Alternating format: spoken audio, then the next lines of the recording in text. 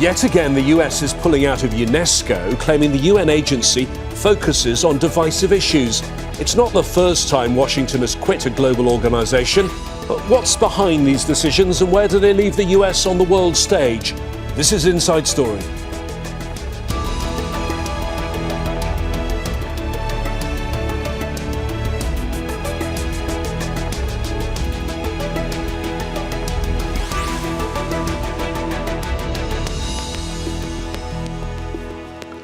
Hello again, I'm James Bays. Born from the ashes of World War II, UNESCO was founded with a bold mission to build peace through culture, education and science. Now, one of its founding members, the United States, is once again withdrawing from the UN agency because of what it calls anti-Israel bias. Critics say the move reflects a deeper shift, a retreat from multilateral diplomacy and a rejection of international norms.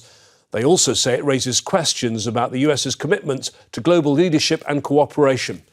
So what are the real motives behind Washington's decision and what impact will it have on UNESCO and on the broader UN system? And is this part of a wider pattern of US disengagement under President Donald Trump? We'll discuss all of this with our panel of guests in just a moment, but first this report from Victoria Gatenby. He promised to put America first, but critics say for President Donald Trump that often means putting international institutions last. Once again, he has withdrawn the US from UNESCO, the UN's educational, scientific and cultural organisation. The State Department says the agency's decision to admit the state of Palestine as a member was highly problematic and contributed to anti-Israel rhetoric. UNESCO works to advance divisive social and cultural causes and maintains an outsized focus on the UN's Sustainable Development Goals, a globalist ideological agenda for international development at odds with our America First foreign policy. President Trump has also withdrawn the US from the Paris Climate Agreement, the World Health Organization, the UN Human Rights Council, and during his first term, the Iran nuclear deal.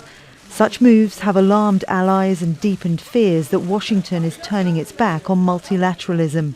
The UN says global cooperation is not a threat to US sovereignty. I don't really understand what a globalist agenda is. I think every member state has had some complaint about the way the organization as a whole, the whole UN agency system works. I think our comment to every member state is participate if you want to change things. Trump's presidency marks a sharp break from decades of US leadership in global institutions. UN Secretary-General Antonio Guterres warns Israel's genocide in Gaza shows that multilateral diplomacy is under threat. Now we are seeing the last gasp of a humanitarian system built on humanitarian principles. This system is being denied the conditions to function, denied the space to deliver, denied the safety to save lives. President Trump says global institutions have failed the US, but critics warn that stepping back from a rules-based order will make the world less stable and more dangerous. Victoria Gatenby, Al Jazeera for Inside Story. Well, let's discuss all of this with our panel of guests today. And we're joined from Minneapolis by Amy Koch, a Republican political strategist. She served as the first and only woman majority leader of the Minnesota Senate. In Kuala Lumpur, Ai Sun-oh, a political analyst. He served as political advisor to the former Malaysian Prime Minister Najib Razak. And Mark Seddon is in London. He's a former UN official, an academic and a journalist. Thank you, all three of you, for joining us. So we're going to talk about UNESCO, but about the wider UN system. Let me start with you, Amy. Do Republicans and the Trump administration hate the international system and the UN? I don't think they hate the international system, but I do think that they have concerns with America's position in that America has been too long leaned on by the international community, that a lot of the international community imposes restrictions on us while not holding other countries around the world responsible in the same way. And of course, Donald Trump has been very vocal about his America First policy, and so they will always look at this through the lens of how is this serving America, and so all those things combine to have them pulling out of things like UNESCO, the World Health Organization, et cetera, and potentially more. In Kuala Lumpur, UNESCO is the United Nations Educational, Scientific and Cultural Organization based in Paris. Tell me, I mean, it's not the best known part of the UN. What sort of work does it do? Do you think it does important work? Well, perhaps some of its more famous works would be, for example, identifying this sort of world heritage sites around the world. There are those which are tangible, and there are those which are intangibles, the cultural sites, the natural sites. And the difficulties would lie in, for example, securing the funds and the expertise for the preservation of this so-called world cultural and world natural sites. So very often you would see the selections, and then later on the preservation of these sites will become rather political. Sometimes countries would like to have some parts of their of the region, some parts of their sites to be declared as the World Heritage, especially in the developing parts of the world, because supposedly you could secure then some funding for the preservation of these sites. Yeah. Mark, you worked in the United Nations in that tall, iconic tower that we've seen beside the East River in New York. We know that the Trump administration pulled out of UNESCO last time in Trump's first term. So do you think there'll be alarm bells ringing at the top of that tower where the UN Secretary General has his office on the 38th floor? Well, James, I mean, historically, President Trump has never shown a great deal of interest in the United Nations, apart from the General Assembly, where he can speak, he can grandstand, if you like. You may recall that he did come to see Secretary General Ban Ki-moon, but that was because in a different life he was interested in getting the contract for the Capital Master Plan.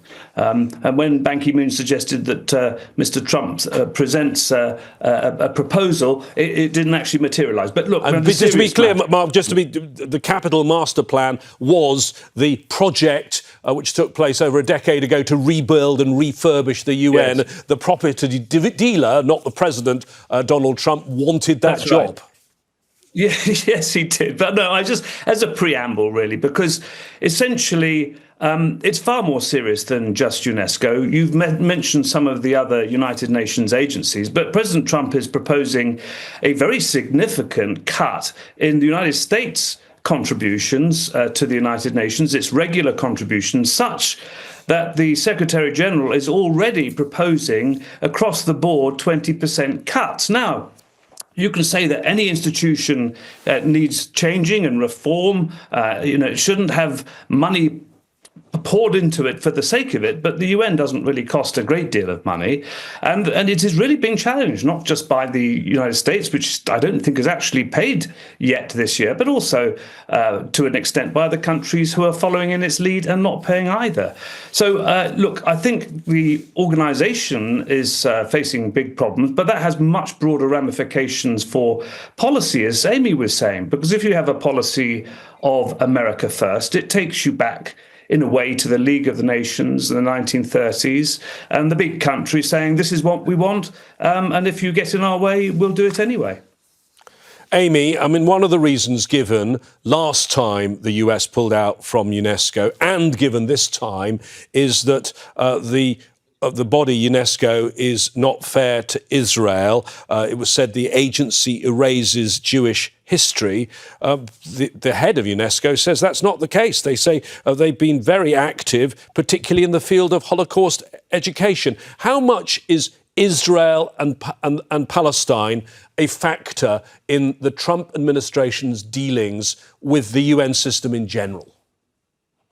Yeah, well, I think it is a factor. I don't think it's the factor, but I think that having a state of Palestine recognize that the UN is problematic, and obviously Israel thanked the US for their support in pulling out of UNESCO. So it's certainly a component.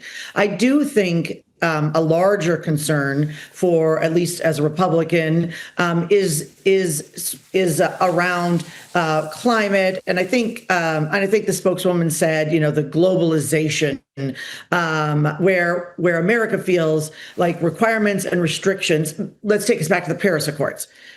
Requirements and restrictions are put on the U.S.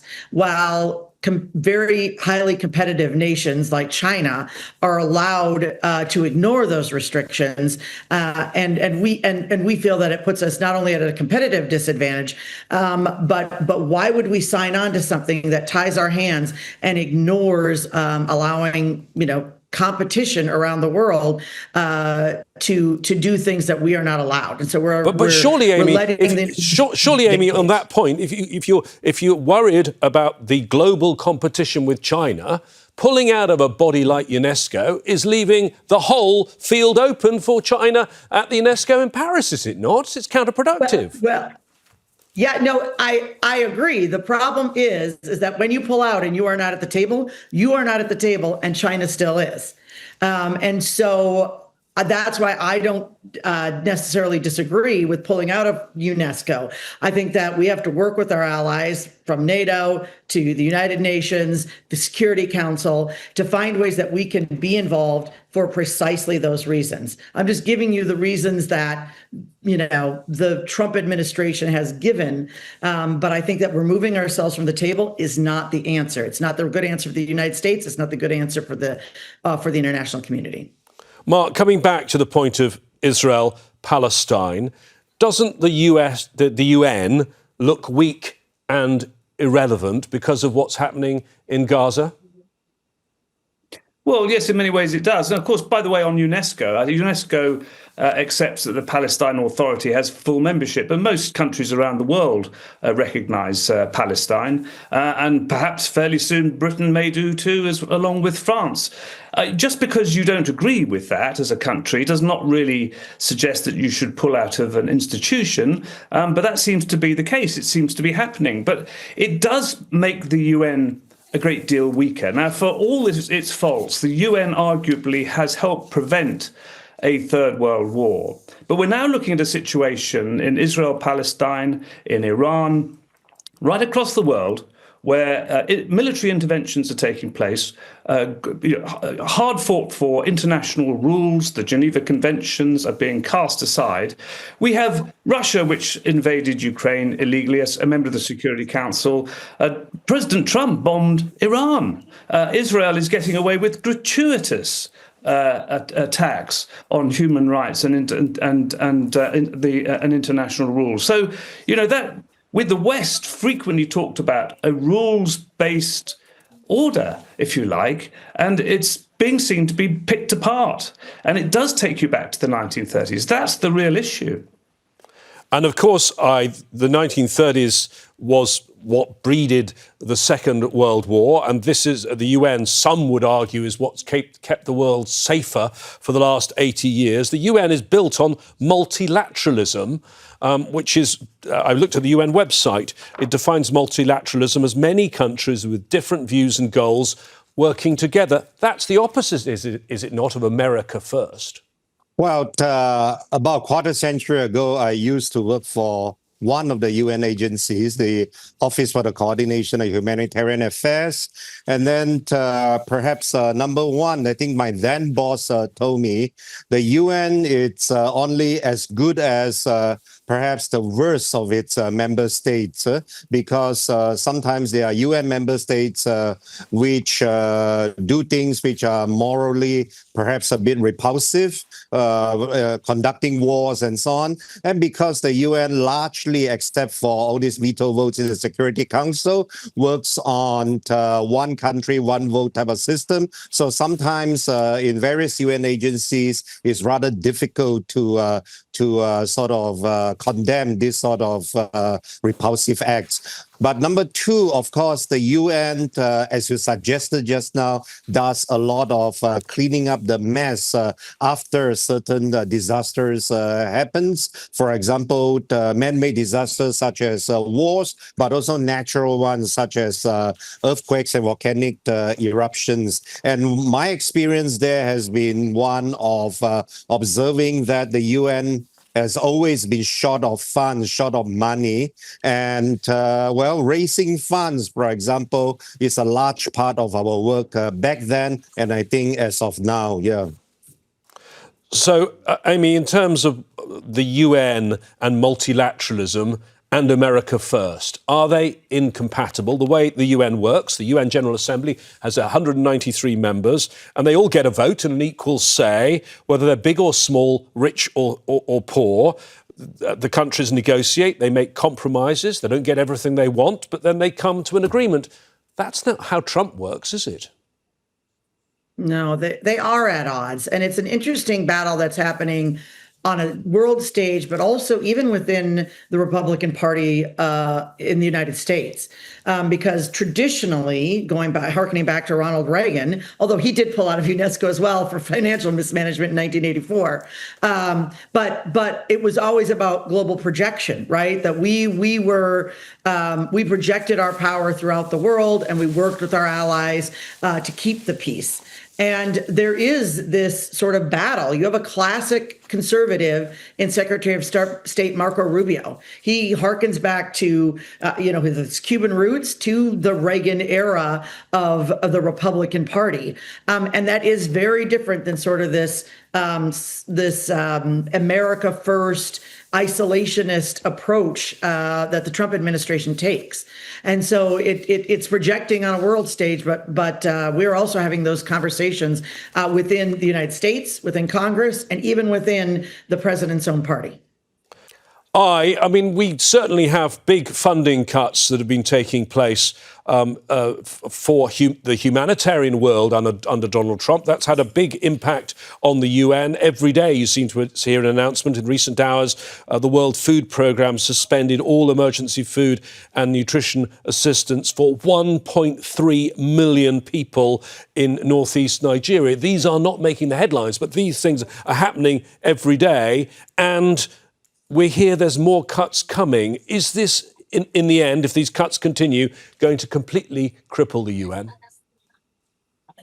Well, the UN has seen its ups and downs, not the least financially, of course. I remember, of course, during my times there in the late 1990s, for example, there were lots of wars happening around the world, from Yugoslavia to other parts in Africa and South America and so forth. And then there were the earthquakes, there were famines around the world, and also in the Middle East, of course, the conflicts have been ongoing. The UN, shall I say, sort of scraped by, at least during those times.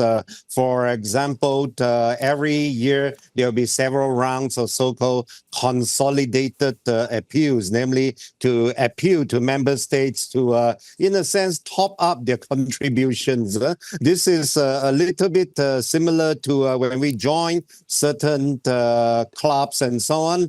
When the clubs is short of fund, then there's some sort of box going on around for the members to top up their contributions. UN typically gets by every single year on this sort of topping ups here. Amy, the Secretary General of the United Nations, Antonio Guterres, tried to preempt Donald Trump's cuts. He's announced something called UN 80. It's the 80th birthday of the United Nations. Not much of a present for the people working there. He's slashing spending. It means that in some of the key departments, they'll be losing 20% of staff. Knowing how Donald Trump works, is this the right way to do things? Because we've seen with tariffs, for example, you give concessions to Trump, and then he chooses that as the starting point and wants even more. Right. Well, generally, what we've seen with him is he goes hard in one direction, he gets some concessions, and then he cuts a deal and claims victory. Or at least that's been traditional Donald Trump. I will say with this new administration, with this next 4 years, we've seen a very different Donald Trump. You know, it's interesting. You talked about the nutrition programs that he cut internationally.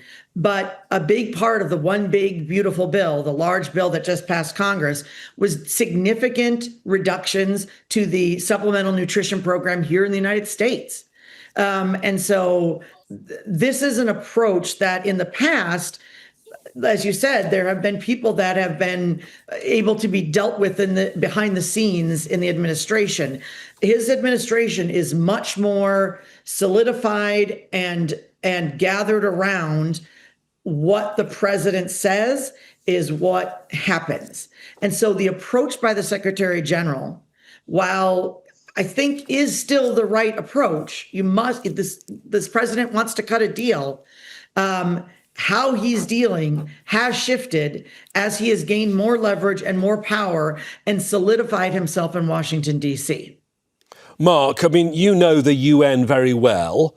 I think it's fair to say, certainly in the past, there are areas where there is duplication and waste, even if the UN in other areas is desperate for money. Do you think there is a chance now, given the situation and the Trump factor, for the Secretary General to think the unthinkable, to restructure the UN in some ways? I'll be unpopular with some people I know working in these places. I'll give you an idea. The UN has two massive European bases, Geneva and Vienna.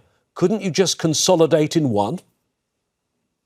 Well, do you know, I'm sure there could be some degree of consolidation, but the way it's looking at the moment, I mean, there may well be pressure for the UN to move headquarters altogether if it carries on like this. You know, we're a year into the Trump administration. Trump is really conducting international relations on a transactional kind of basis. He believes that he can bring about peaceful change and agreement. He's trying in Russia and Ukraine. He's trying to a degree in Israel-Palestine. But when it comes to the United Nations, he's got all of this expertise at his fingertips to be used. But it seems that there's not a great deal of interest in the United Nations, and therefore the Secretary General is pushing ahead with these cuts. And this is before the cuts have actually been instituted by the US Senate. So he seems to be getting a little ahead of himself. But sure, the UN needs reform. It doesn't need to be cut to the bone. It doesn't actually spend a vast amount of money. I think perhaps it receives as much as the Boston Police Department. That's its budget. So I think a bit of realism and a bit more engagement would be great. Amy, it's the 6th-month anniversary of Trump's inauguration and being in office for the second time. I was in New York last month, so my information is not up to the minute, but I have been speaking to senior UN officials, and as far as I can ascertain in that 6 months, Trump has not spoken to the UN Secretary General once. They've not met. They've not even spoken on the phone. Does that show you something about what President Donald Trump thinks of the United Nations? Well, I think he delegates a large portion of this to his Secretary of State, Marco Rubio. And I think we should look to that some. But again, what this president dictates is being carried out by all of his cabinet. And so Secretary of State Marco Rubio has only so much to move, as most Secretary of States do. They serve a president. Ultimately, the president is at the top, and the UN Secretary General needs to find a way to work with this president. It's hard to believe it's only 6 months. We feel in so many ways, not just internationally, but domestically, that this has been an really unprecedented administration, the rate of speed they've moved, at the things that they've accomplished. But there is still time. There's a lot of time. There's 3.5 years left in this presidency. Even after midterms, it's unclear to me that he will be a lame duck president. I don't believe he will. I think the elections in 2026 could go in a very unexpected way. And I don't know that Democrats are going to be able to wrest control in Congress. And so finding a way to work with this president, and making moves. There is a way to. He is transactional, but there is a way to cut a deal, and there is a way for the UN to make that happen. I mean, in terms of events coming up that involve the UN, the big one is at the end of September, the high-level week of the UN General Assembly. Do you think that will be the test of how Trump in this term is going to deal with the UN, what he says and what he does when everyone's watching him on the podium of the UN General Assembly?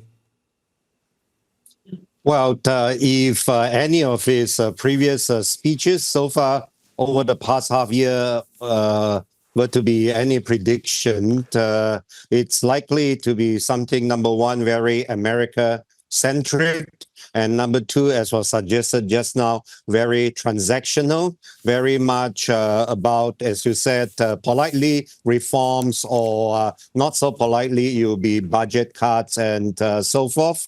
Perhaps even the United Nations, the main headquarters in New York, whether they should indeed pay rent and so on, I think that could also be on the table. So as Amy suggested, you need to, like many other countries, right, the presidents of many other countries, ranging from, let's say, the Philippines very recently to other European countries, they will have to, take the initiative to approach the Trump administration and perhaps secure a White House visit to endure some of its, almost monologues at the beginning and also at the end of such meetings.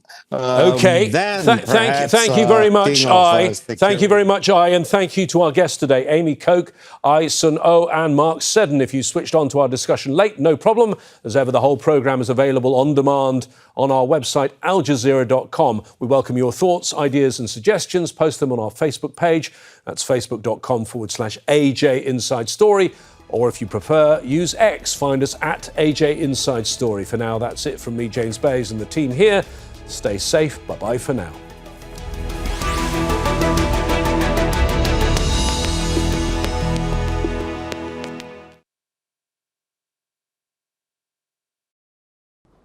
Make sure to subscribe to our channel to get the latest news from Al Jazeera.